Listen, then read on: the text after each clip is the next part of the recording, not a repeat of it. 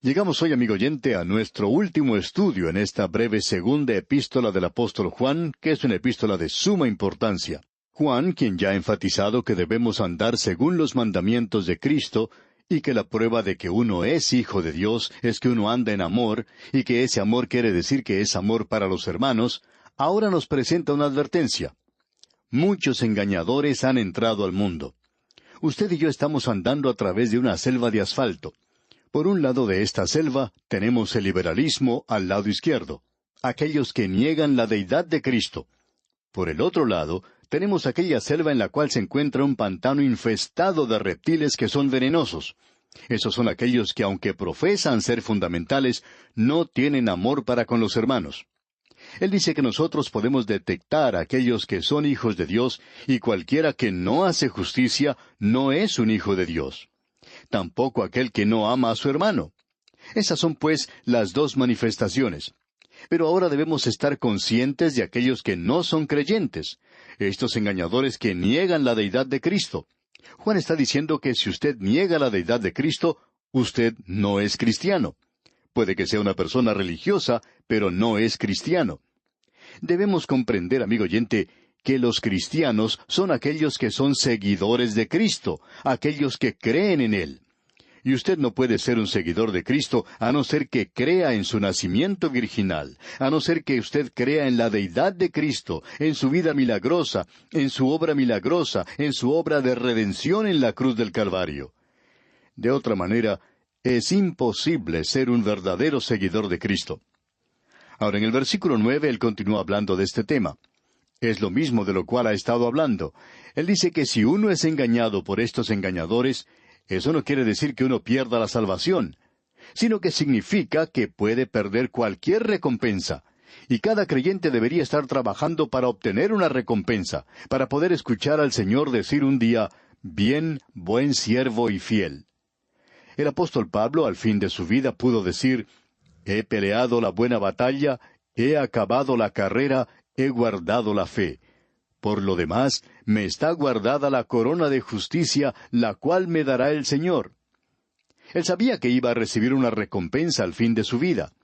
Durante su vida, él no estaba muy seguro de ello. Él decía que no quería ser desaprobado cuando entrara a la presencia de Cristo. Así es que nosotros debemos tener cuidado para no ser engañados.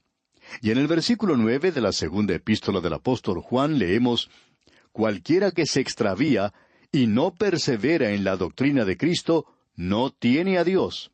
El que persevera en la doctrina de Cristo, ese sí tiene al Padre y al Hijo». Note usted, cualquiera que se extravía. Esta palabra extravía es algo muy interesante. En el griego es la palabra proago, y ago quiere decir ir. Pro quiere decir antes. Significa, por tanto, el ir antes o el seguir adelante. Así es que su significado indica el ir más allá de lo que es apropiado, el ir más allá de lo que es correcto. Y está bien traducido aquí cuando dice cualquiera que se extravía. Es decir, que ha ido a un extremo. Y eso era lo que reclamaban los gnósticos. Como bien sabemos, la palabra gnósticos significa conocimiento. Ellos decían tener un poco más de conocimiento que cualquier otra persona. Ellos tenían algo que los hacía sentir superiores. Y algunos santos en el presente se encuentran en esa categoría. Ellos creen tener algo que usted no tiene. De vez en cuando recibimos cartas de alguna persona que nos dice lo que nos falta, y nosotros reconocemos eso. Pero no creemos que ellos deban ser los que nos señalan esto, porque lo dicen desde el punto de vista de que ellos lo tienen y que nosotros no lo tenemos. Puede que sea cierto, pero pensamos que ellos han ido más allá de lo que es apropiado. Piensan que son superiores y no manifiestan amor por los hermanos. Eso es lo que los caracteriza a ellos. Ahora, en algunos lugares hay muchos creyentes que exageran un poco el aspecto emocional, y aunque predican muy bien el Evangelio, y muchos de ellos son verdaderos creyentes, ellos exageran un poco este aspecto emocional. Podríamos decir que están yendo un poquito más allá de lo que es apropiado. Esa es la convicción que parece expresar el apóstol Juan.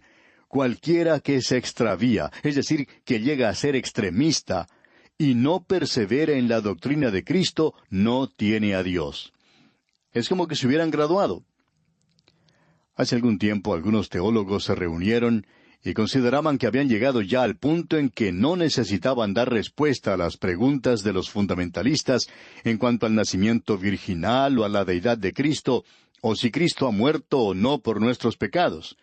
Ellos pensaban que ya se habían graduado de todo eso. Y ahora habían llegado a ser tan intelectuales y habían llegado a un punto total de santificación que no necesitaban responder a esto. Se encontraban en la cumbre misma, y desde allí miraban al resto de nosotros, pobrecitos, que creemos todavía en la deidad de Cristo, que Él murió por nuestros pecados. Según nuestro juicio, amigo oyente, ellos se han extraviado, han transgredido, y no perseveran en la doctrina de Cristo, no tienen a Dios. No nos sorprende entonces que llegaran a la conclusión de que Dios está muerto. No es que Dios esté muerto, son ellos los que están muertos. Ese era el problema de ellos, muertos en delitos y pecados. No perseveran en la doctrina de Cristo, no tienen a Dios. Ahora este versículo 9 continúa diciendo, el que persevera en la doctrina de Cristo, ese sí tiene al Padre y al Hijo. Si usted permanece en la doctrina de Cristo, entonces tiene a Dios el Padre y tiene a Dios el Hijo, y usted tiene acceso al Padre por medio del Hijo. Usted tiene acceso a Dios a través de Cristo por medio de su infinita gracia. Eso si nosotros permanecemos o perseveramos en la doctrina de Cristo. Ahora esa palabra perseverar aquí quiere indicar el permanecer. Este es un arreglo permanente. En cierta ocasión se le preguntó a un predicador liberal qué opinaba del Dr. Magee, el autor de estos estudios bíblicos. Ese predicador, aunque era liberal, era una persona honrada y decía que él no creía en nada, y mantenía esa posición. Y precisamente por eso creemos que no debía estar en el ministerio. Es como un vendedor de naranjas que no tenga nada que vender. Esa era pues la posición en la que se encontraba ese hombre. Sin embargo, él dijo en cuanto al Dr. Magee que él respetaba su punto de vista, que era un punto de vista chapado a la antigua y que éste no había cambiado nada en muchos años. Aparentemente no había crecido ni un ápice, según él. Bueno, eso es lo mejor que un hombre puede decir en cuanto a un buen predicador, que no ha cambiado, que sigue manteniendo esa posición. Y eso es lo que Juan está diciendo aquí. El que persevera en la doctrina de Cristo, o sea, que permanece en ella, que no cambia, ese sí tiene al Padre y al Hijo. Llegamos ahora a aquello que es bastante fuerte, un lenguaje bastante duro. No creemos que usted pueda encontrar una expresión más dura que esta. Leamos el versículo 10 de esta segunda epístola del apóstol Juan. Si alguno viene a vosotros y no trae esta doctrina, no lo recibáis en casa, ni le digáis bienvenido. No podemos pensar en un lenguaje más duro que este. Volvamos a observar lo que estaba sucediendo.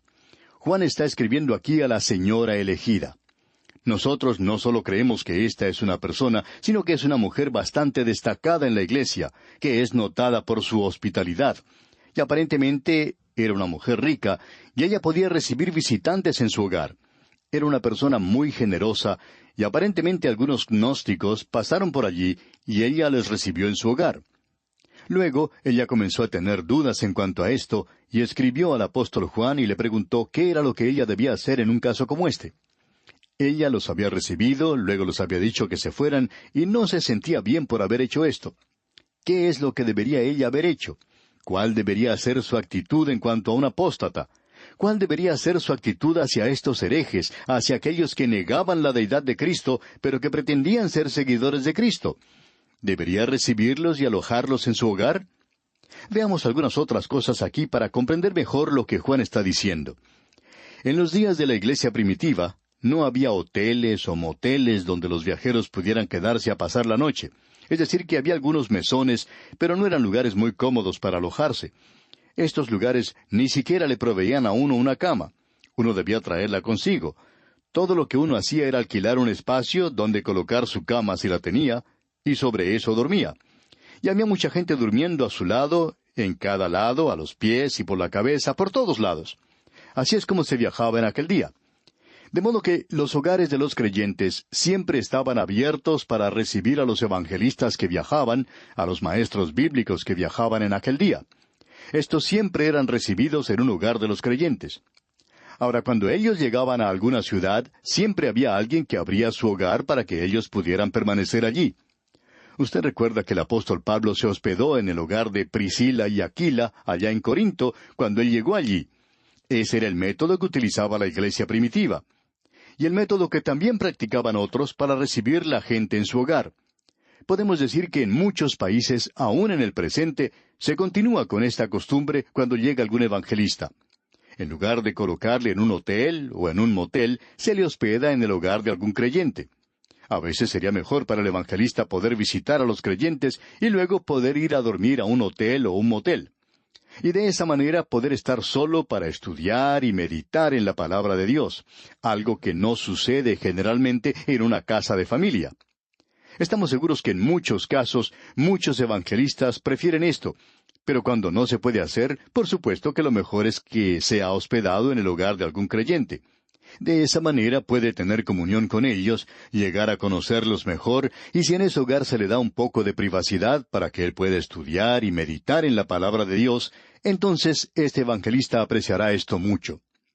Pues bien, aparentemente esta mujer que se menciona aquí en la segunda epístola del apóstol Juan, era esa clase de persona que tenía gente en su hogar. Y ahora ella se preguntaba en cuanto a estos que habían venido. Y Juan le explica de una manera muy clara esto.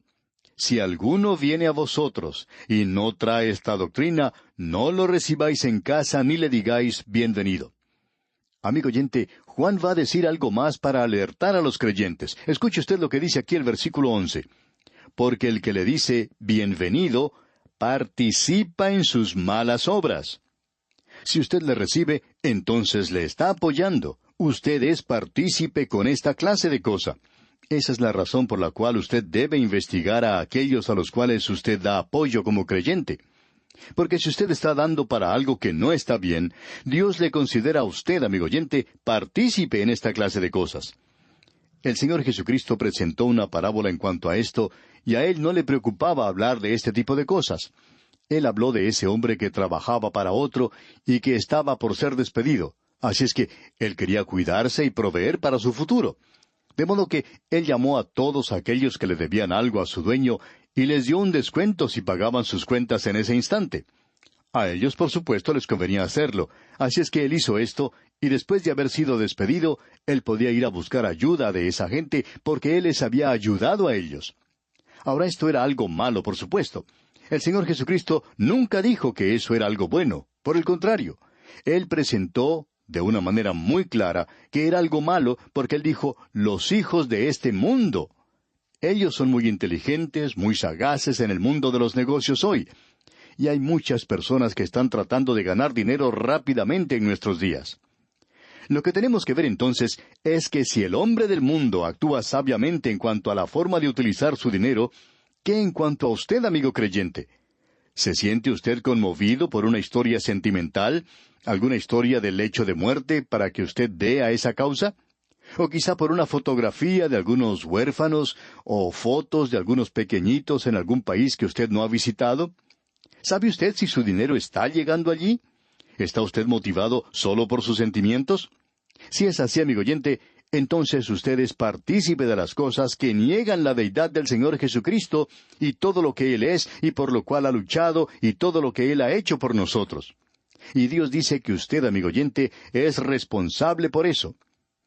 Así es que Él dice que los hijos de este mundo son más sabios que lo que somos nosotros, y nosotros deberíamos ser inteligentes. Deberíamos abrir nuestros ojos a esta clase de cosas para no ser engatusados con cosas de caridad. Hay algunos que están ganando mucho dinero con cosas como estas, sacándole su dinero para esto y para aquello. Y Juan aquí nos está dando una advertencia. No somos nosotros los que decimos esto, sino que es Él. Es Juan quien lo está diciendo. Y escuche usted lo que dicen los 2 últimos versículos de su segunda epístola. Tengo muchas cosas que escribiros, pero no he querido hacerlo por medio de papel y tinta, pues espero ir a vosotros y hablar cara a cara, para que nuestro gozo sea cumplido. Los hijos de tu hermana, la elegida, te saludan. Amén. En otras palabras, Juan está diciendo aquí que él puede decirlo mejor que lo que puede escribirlo. Y David también dijo eso. Él dijo allá en el Salmo 45, mi lengua es pluma de escribiente muy ligero. Cuando David comenzó a escribir ese Salmo 45, maravilloso salmo de alabanza a Cristo, él dijo, desearía poder decir estas cosas en lugar de escribirlas. Por eso es que nos gusta tanto a nosotros la radio. Podemos decir las cosas mucho mejor que lo que las podemos escribir. Y luego Juan concluye diciendo, los hijos de tu hermana, la elegida, te saludan. Amén. Aparentemente había una hermana de esta señora elegida, o quizá era una iglesia hermana la que enviaba sus saludos a la señora y a la iglesia local en ese lugar. Esta carta es algo realmente tremendo, amigo oyente, y ha sido de especial bendición para nosotros. Es algo de lo que debemos estar conscientes y debería servir de alerta para cada creyente hoy. Y así, amigo oyente, concluimos nuestro estudio de esta segunda epístola del apóstol Juan. Dios mediante, en nuestro próximo programa, entraremos a estudiar la tercera y la última de las epístolas del apóstol Juan. Que el Señor añada muchas más bendiciones a su vida, es nuestra ferviente oración.